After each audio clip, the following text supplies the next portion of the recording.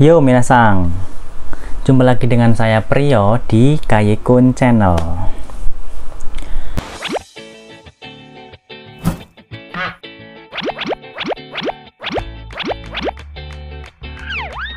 Jadi hari ini kita akan belajar tentang materi yang ada di buku Minna no Nihongo ya minasang ya.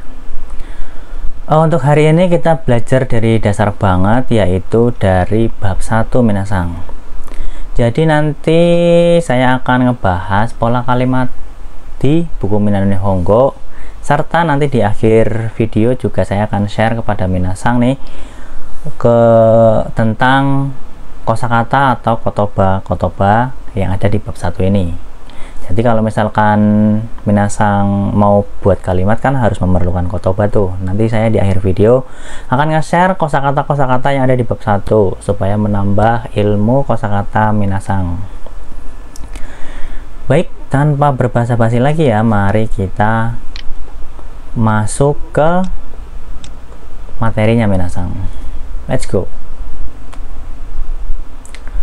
Oh ya minasang, jadi kalau misalkan kita sudah memasuki atau kita belajar di buku bab 1 ini, di buku Minna no Nihongo bab 1 ini, syaratnya yaitu kalian itu harus sudah hafal ya hiragana dan katakana. Minimal itu hiragana dan katakana kalian sudah harus hafal. Jadi tahapan belajar bahasa Jepang itu, yang pertama minasang itu harus belajar huruf bahasa Jepang ya, dimana yang dasarnya itu ada hiragana katakana. Bagaimana minasang mau belajar suatu bahasa kalau minasang itu nggak bisa menulis hurufnya atau ngebaca hurufnya. Jadi langkah awal itu minasang harus belajar huruf hiragana katakana. Setelah minimal itu paling minimal ya, setelah minasang hafal hiragana katakana, barulah minasang memasuki ini nih, Minna no Nihongo bab 1. Ada apa aja sih pola kalimat di Minna no Nihongo bab 1 ini? Jadi yang pertama itu untuk pola kalimat nani nani wa nani nani des. Apa nih fungsinya nih untuk pola kalimat yang ini? Yaitu partikel wa ini menunjukkan bahwa kata sebelumnya adalah subjek atau topik pembicaraan minasang. Jadi sebelum partikel wa ini, oh iya, sebelumnya ini kan huruf H ya minasang ya. Perlu digarisbawahi kalau misalkan huruf H ini berfungsi sebagai partikel, ini dibacanya wa. Ingat nih ya minasang ya. Jadi untuk pola kalimat ini adalah nani nani wa nani nani des. Di sini saya nggak ngomong H ya, karena sebagai partikel huruf H dibacanya wa. Jadi partikel wa ini menunjukkan bahwa kata sebelumnya adalah subjek atau topik pembicaraan minasang. Untuk lebih jelasnya kita langsung ke contoh kalimatnya. Nah, contoh kalimatnya ada apa? Di sini watashi wa Priyo desu. Nah, jadi kan topik pembicaraan atau subjeknya itu saya. Nah, di sini nih saya ya. Ini kanji ya minasang ya, kanji watashi. Artinya saya. Sedangkan kalimat atau kata selanjutnya itu Priyo. Nah, sebelum ini kan kanji ya minasang, artinya saya. Lalu diikutin dengan partikel wa. Jadi watashi wa selanjutnya adalah Priyo. Artinya adalah saya adalah Priyo. Sedangkan des di sini itu untuk berfungsi sebagai ini ya minasang ya. Berfungsi sebagai menunjukkan rasa hormat kepada lawan bicara minasang. Jadi kalau misalkan pola kalimat ini nih, ini pola kalimat yang dasar banget lah. Masih gampang ya minasang ya. Jadi intinya adalah sebelum partikel wa ini itu pasti topik pembicaraan atau subjek dari kalimat tersebut. Lalu di akhir kalimat diberi imbuhan des supaya untuk menghormati lawan bicara minasang. Jadi untuk lebih sopan lagi dalam berbicara kepada lawan bicara. Hai Sugi. Nah, contoh kalimat yang selanjutnya adalah watashi wa kaishain desu. Saya adalah karyawan. Nah, di sini kan masih nih topik pembicaraan atau subjeknya itu adalah si saya ini. Saya adalah apa? Saya adalah karyawan. Kaishain itu karyawan ya minasan ya. Lalu di akhir kalimat dikasih des supaya kalimat tersebut menjadi lebih sopan. Begitu ya minasan ya. Jadi untuk pola kalimat yang pertama seperti itu aja. Nah, ini masih ada contoh kalimat minasan. Contoh kalimat selanjutnya adalah watashi wa kyoshi desu. Ya. Artinya adalah saya adalah guru atau dosen. Jadi perlu digarisbawahi ya minasan ya. Mungkin minasan kalau misalkan manggil gurunya itu kan sensei ya. Jadi kalau misalkan untuk penyebutan profesi diri sendiri itu nggak boleh nyebut dirinya itu sensei minasan. Jadi misalkan watashi wa sensei desu, nah itu nggak boleh minasan. Itu jadinya agak kurang nggak sopan gitu. Agak kurang sopan. Jadi untuk menyebut profesi diri sendiri itu adalah saya adalah Jadi untuk menyebut profesi diri sendiri adalah dengan kyoshi. Jadi untuk kalimat di sini yang betul adalah watashi wa kyoshi desu. Artinya saya adalah guru atau dosen. Gitu minasan. Hai, selanjutnya untuk pola kalimat yang kedua di bab 1 ini adalah kata benda 1 wa kata benda 2 ja arimasen. Perlu diketahui juga ya untuk tadi untuk pola kalimat yang satu itu untuk diperuntukkan untuk pola kalimat positif minasan. Sedangkan untuk pola kalimat yang kedua ini memakai ja arimasen ya minasan ya untuk jadi kata atau akhiran des itu diganti ja arimasen dan ini adalah bentuk negatif dari des ya minasan ya. Untuk lebih jelasnya kita langsung ke contoh kalimat. Contoh kalimat kita ambil dari contoh kalimat yang sebelumnya minasan ya supaya lebih paham. Jadi contoh kalimatnya itu tadi untuk positif kan watashi wa prio desu ya. Itu kan positif, saya adalah prio. Sedangkan untuk di pola kalimat yang kedua ini kan bentuk negatif dari des. Jadi desnya itu diganti ja arimasen. Dimasukkan ke dalam contoh kalimat jadi seperti itu. Watashi wa prio ja arimasen. Artinya saya bukan prio. Begitu.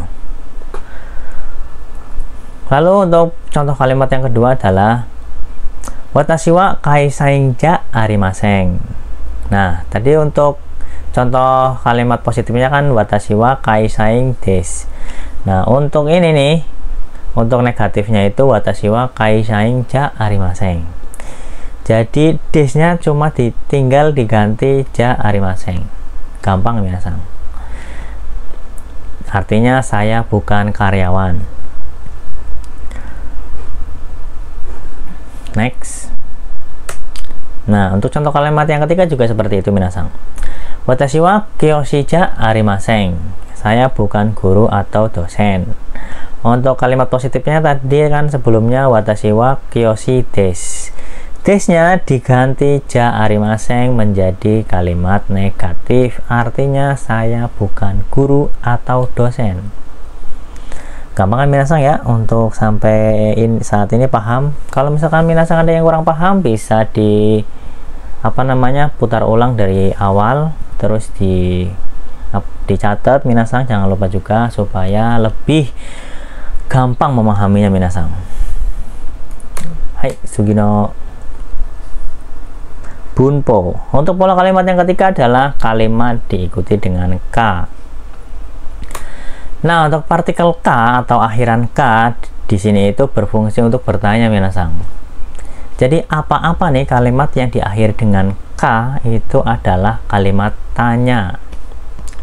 Untuk tadi kan untuk positifnya itu belakangnya des, untuk yang negatif belakangnya ja arimasen, dan untuk bertanya itu belakangnya ka.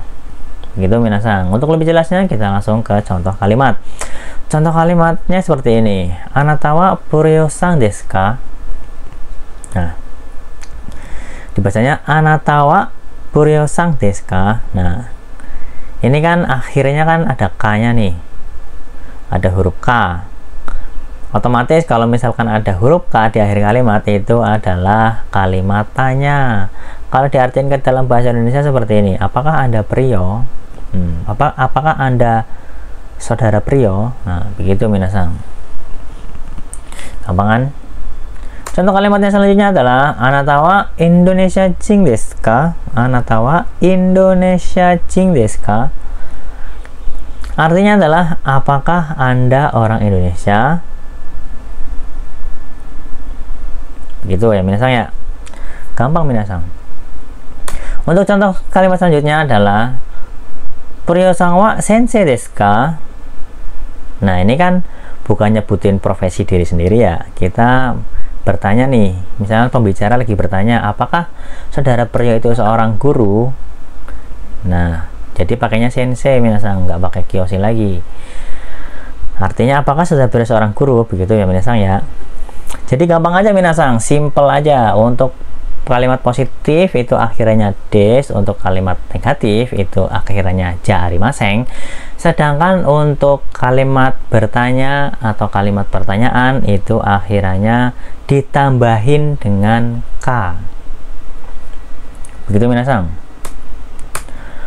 Nah, untuk pola kalimat yang selanjutnya itu kata benda mo.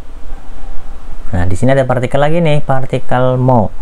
Partikel mo itu kalau diartikan ke dalam bahasa Indonesia berarti juga ya minasang ya. Untuk lebih jelasnya kita masuk ke contoh kalimat aja minasang. Nah, misalnya seperti ini nih. Puryo-san wa Indonesia jing desu. Watashi mo Indonesia jing desu. Nah, misal ada dua kalimat nih. Dua kalimat yang apa namanya? Predikatnya sama, jadi kita memakai untuk partikel wa ini diganti dengan mo. Artinya adalah saudara Puryo orang Indonesia, saya juga orang Indonesia. Begitu ya minasang ya. Gampang kan? Kalau misalkan ada yang kurang jelas bisa ditulis di kolom komentar. Coba kalian juga buat contoh kalimat dan ditulis di kolom komentar minasang. Nanti saya koreksi. Lalu untuk selanjutnya adalah pola kalimat kata benda 1 no, kata benda 2. Nah, di sini ada partikel lagi nih. Partikel no. Apa sih fungsi partikel no di bab 1 ini? Partikel no dipakai untuk menghubungkan dua kata benda. Kata benda yang di depan menerangkan kata benda yang di belakang. Jadi kata benda yang di depan itu menjelaskan kata benda yang di belakangnya minasang. Kalau misalkan minasang pusing nih, langsung aja ke contoh kalimat, karena dengan contoh kalimat mungkin bisa lebih paham ya minasang ya. Nah, kayak gini nih. Watashi wa Honda no shain desu. Artinya adalah saya adalah seorang karyawan Honda. Tadi kan penjelasannya kata benda yang di depan menerangkan kata benda yang di belakang. Nah, di sini kan kata benda yang di depan itu kan Honda. Apanya? Honda itu apanya nih? Menerangkan kata benda yang di belakang. Nah, jadi itu adalah karyawan Honda ya minasang ya. Saya adalah karyawan Honda begitu. Misalnya aja minasang. Untuk lebih jelasnya lagi kita contoh kalimat yang kedua. Nih, Denny-san wa Nihongo no sensei desu. Saudara Denny adalah guru bahasa Jepang. Nah, di sini kan Nihongo no sensei desu. Bahasa Jepang guru. Nah, apa sih bahasa Jepang itu apa tuh? Itu sebagai guru, jadi guru bahasa Jepang. Begitu ya minasang ya. Jadi kalau tipsnya aja nih, kalau misalkan ada partikel no, kita ngartinya itu dari belakang minasang. Dari sini nih, dari belakang terus ke depan. Jadi kayak gini untuk pengertiannya. Saudara Denny adalah guru, ke belakang nih, guru bahasa Jepang. Begitu minasang. Untuk pola kalimat yang ketiga atau contoh kalimat nih, maaf ya, contoh kalimat yang ketiga adalah watashi wa jia no gaikoku go daigaku no gakusei desu. Oh iya, di sini ada beberapa kanji ya minasang ya. Jadi buat minasang nih yang pusing belajar kanji, jangan lupa ditulis di buku catatan nih. Kan ini saya bacain ya. Misalkan ini watashi wa jia. Nah, watashi itu ditulis tuh minasang. Watashi itu kayak gini, dicontek aja bentuknya. Jadi untuk kalimat ini adalah dibacanya watashi wa jia no gaikoku go daigaku no gakusei desu. Jadi di sini ada dua partikel no. Emang boleh kalau misalkan lebih dari satu partikel no? Boleh banget minasang. Contohnya seperti ini, di kalimat ini partikel no-nya ada dua. Artinya adalah saya adalah mahasiswa sekolah tinggi bahasa asing Jia. Nah, seperti yang sudah saya jelaskan sebelumnya nih, untuk penerjemahnya itu yang pertama dari sini nih, dimulai dari topik pembicaraan. Topik pembicaraan itu kan saya nih, saya adalah, langsung belakang minasang, set gakusei. Gakusei itu mahasiswa atau murid ya, murid. Ini di sini nih, gaikoku go daigaku itu artinya sekolah tinggi bahasa asing. No jia. Nah, ini kan jia nih, jia di sini. Jadi murid sekolah tinggi bahasa asing jia. Jia itu nama sekolahnya ya, misalnya ya. Begitu minasang. Jadi artinya saya adalah mahasiswa atau murid sekolah tinggi bahasa asing Jia. Jadi ingat ya, untuk partikel no di sini itu menghubungkan dua kata benda. Kata benda yang di depan menerangkan kata benda yang di belakang. Paham ya sampai sini minasang? Kalau misalnya ada pertanyaan atau hal yang kurang paham, bisa tulis di kolom komentar. Bisa juga untuk kalian nih buat contoh kalimat dan ditulis di kolom komentar. Hai, next. Nah, untuk pola kalimat yang ketiga itu seperti ini nih, sang, nani sang. Dalam bahasa Jepang menyebutkan nama orang itu orang lain ya, orang lain diikuti dengan sang. Karena ini fungsinya untuk menghormati lawan bicara minasang. Kan nggak lucu tuh, tiba-tiba kita nggak kenal, ujuk-ujuk, kita nggak akrab nih, kita nggak akrab dengan seseorang nih, tiba-tiba ujuk-ujuk ngomongnya namanya aja nih, jadi kan kurang sopan gitu minasang. Kita langsung ke contoh kalimat aja supaya paham ya. Anak hitawa Tono sang des. Nah, orang itu bernama saudara Tono atau Mas Tono atau Bapak Tono. Untuk contoh kalimat yang kedua adalah Wenzima sang wa daigaku. Ya, mohon maaf, di menit ini sampai di menit ke-22 nanti audionya terganggu ya. Jadi untuk contoh kalimat yang kedua artinya adalah saudara Benzema adalah seorang mahasiswa. Nah, jadi kurang lebih seperti itu aja ya untuk pola kalimat di Minano Nihongo bab ke-1 minasang. Jadi ingat baik-baik ya. Untuk selanjutnya kita akan belajar atau saya akan share kosakata yang ada di bab 1 ini minasang. Jadi ada apa aja di bab 1 ini? Untuk kosakatanya kita ini ya, kita lihat, dan jangan lupa juga untuk minasang siapin alat tulisnya ya, baik buku maupun pulpen ataupun pensil ya minasang ya. Karena dengan kosakata itu kita bisa merangkai kata minasang. Jadi pertama-tama itu kita belajar huruf, lalu kita belajar kosakata dan belajar bunpo. Kalau misalkan semuanya sudah oke, sudah hafal atau sudah menguasai, nanti minasang akan jago lah bahasa Jepang. Untuk kosakata yang pertama minasang, ini ada kanji ya. Jadi kalau misalkan minasang nih belajar kosakata, itu dianjurkan sebaiknya belajar bareng-bareng dengan kanji minasang. Nah, ini di kosakata yang pertama ini berupa kanji minasang. Kira-kira apa ya? Kira-kira bacanya apa ya minasang ya? Nanti ditulis ya, dicatat di buku catatan. bentuknya dilihat, diperhatikan. Nanti ketika saya sudah memunculkan cara bacanya dan artinya, silakan dicatat di buku minasang. Ya, jadi untuk kanji ini dibacanya watashi, artinya adalah saya. Next, watashi tachi, artinya kami, kita. Lalu ada anata, artinya Anda, saudara, tuan. Lalu ada anohito, artinya orang itu atau dia. Next, minasang. Minasang itu artinya Anda sekalian, saudara-saudara sekalian, bapak-bapak, ibu-ibu, semuanya.